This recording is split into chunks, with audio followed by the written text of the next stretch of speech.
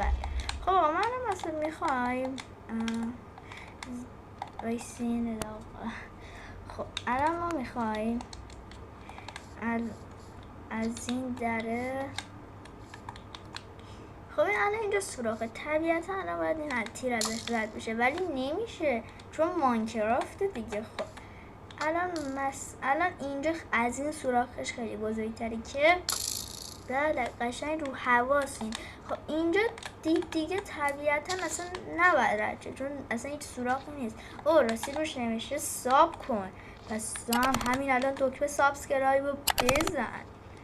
خب بریم ببینیم کار میکنه یا ما که بله منطقه نگاه. خب اینجا که طبیعتا باید رد شه دیگه که قشنگ لبه میگیریم، لبش نمیشه و نه. خب از اصل طبیعتا تو واقعیت اصل چیز دیگه، مثلا چیزی از روش رد میشه دیگه، نمیدونم مایه طبیعتا مثلا الان باید این رد شه ولی نه این رد نمیشه تا پارت بعد.